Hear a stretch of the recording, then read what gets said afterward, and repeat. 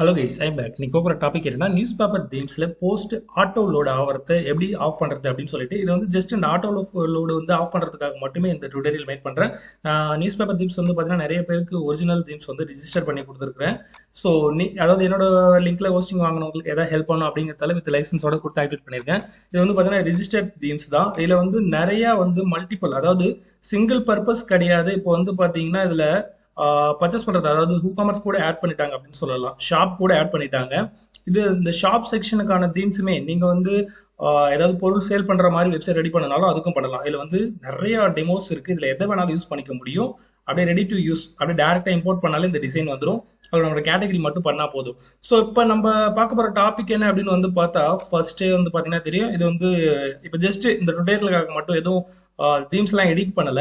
இப்போ இது ஒரு போஸ்ட் பாருங்க, த ஃபாஸ்டஸ்ட் வேர்ட்பிரஸ் தீம்ஸ். இதை ஜஸ்ட் ஸ்க்ரோல் பண்ணா போஸ்ட் வந்து முடிஞ்சிருச்சு. பட் ஆனா வந்து கீழே வந்து பாத்தீங்கன்னா இன்னொரு போஸ்ட் ஆட்டோமேட்டிக்கா லோட் ஆயிருக்கு பாருங்க.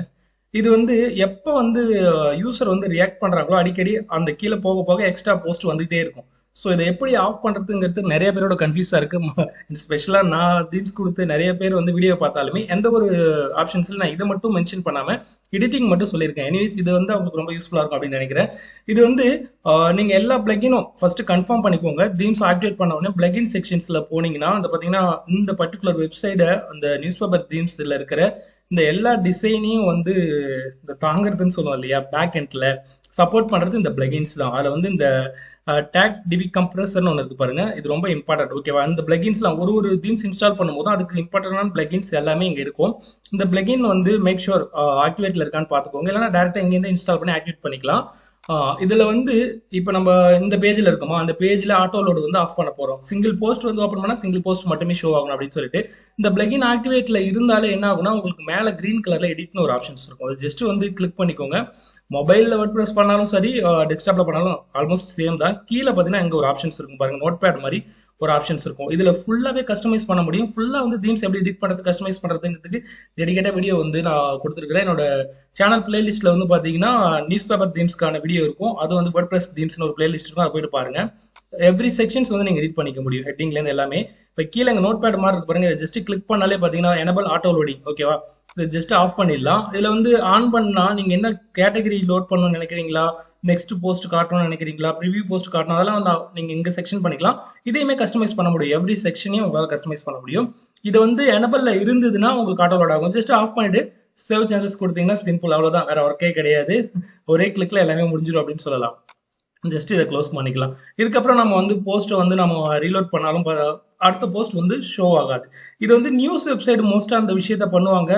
பாத்தீங்கன்னா நியூஸ் வெப்சைட்ல எதுக்காக பண்றாங்க அப்படின்னு கேட்டீங்கன்னு வைங்களா, இது கேச்சஸ் கிளியர் பண்ணிடுறேன்.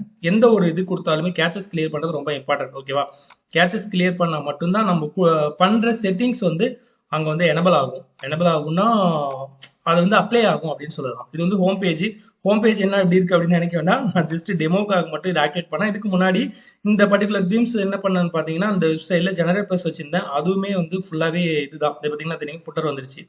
ஃபுல்லா லைசன்ஸ் கொடுத்து தான். எதுவுமே வந்து நான் ஜிபே யூஸ் பண்ண மாட்டேன். ஓகே, அதுக்கு தான் எப்பயுமே கேச்சஸ் கிளியர் பண்ணும். கேச்சஸ் பிளகின் வந்து டெஃபினட்டா யூஸ் பண்ணுங்க. அப்பதான் நம்ம அப்ளை பண்றது உடனே வந்து அப்ளை ஆகும் அந்த செட்டிங்ஸ். ஓகே, அப்போ டேரக்டா ஃபுட்டர் வந்துருச்சு பாருங்க, எக்ஸ்ட்ரா போஸ்ட் லோட் ஆகல.